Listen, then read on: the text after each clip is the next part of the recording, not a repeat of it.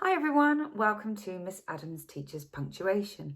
In this short video, I'm going to be teaching you two different ways to use an apostrophe accurately in your writing. So the first way that we're going to look at is using apostrophes for contraction. What's contraction, you say? Well, contraction is when you take two words and you squish them together. And in squishing them together, you take out a couple of letters and you whack in an apostrophe. Perfect example of this is taking the words I have and squishing them together to make I've. You remove the H and the A and you whack in an apostrophe instead.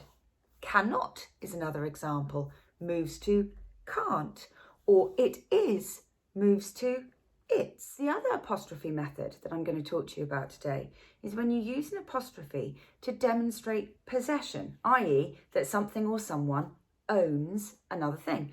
So we're going to keep it really simple, and we're going to just use a singular noun first off, and that's going to be the boy.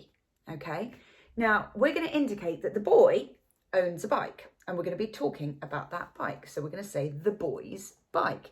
This is where we use an apostrophe. So we would say the boy apostrophe S, B-O-Y apostrophe S. That indicates that the bike that we're talking about belongs to the boy. So that's easy peasy. Now, what if it wasn't one boy? What if it was a group of boys and their bikes? And we were trying to draw attention to those bikes that belong to those boys. Well, we have to use the apostrophe slightly differently here, because first and foremost, we've got to make it clear that it's a group of boys. So that means that we say the boys, B-O-Y-S, and then we're going to put the apostrophe at the end, the boys' bikes. So boys plural, B-O-Y-S, and then a little apostrophe at the end. Okay, so that's fairly straightforward as well. Now there's one little sneaky bit. What happens if you have a singular noun that already ends in an S? So let's take the name James. Cracking name, James. James ends in an S. So if you're saying James's bike, how do you show that? Because it sounds like you would almost spell it with an ES, doesn't it? James's, J-A-M-E-S-E-S. Well, don't do that. No, we're still going to use an apostrophe. Now, I'm sorry to tell you this, but there are actually two schools of thoughts here. Some people say that you should do it exactly as you do for plural nouns, that you should say James's bike, J-A-M-E-S apostrophe bike. There's another school of thought that says, well, no, you've got to differentiate, show that it's not plural, in which case you'll say James, J-A-M-E-S apostrophe S bike, James's bike. Oh, which one's the right way? Well, I'm going to tell you now, you get to decide.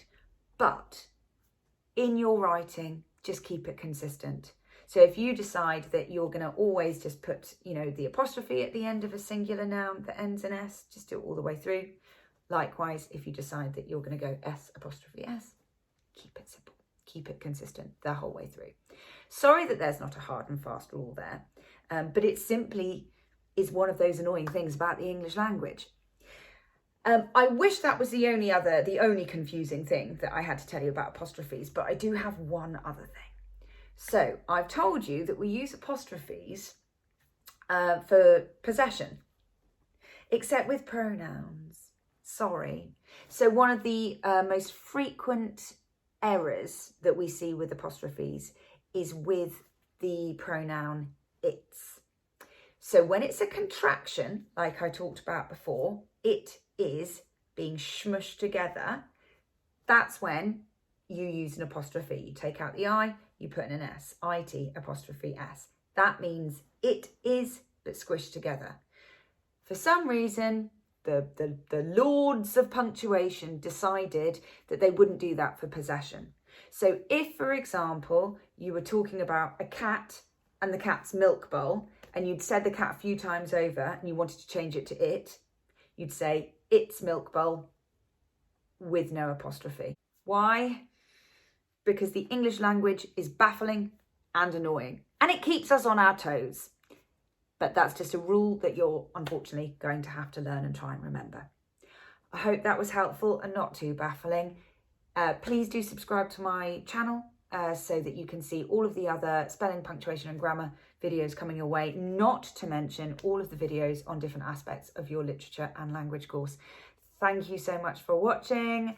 Happy revising, happy writing, happy punctuation.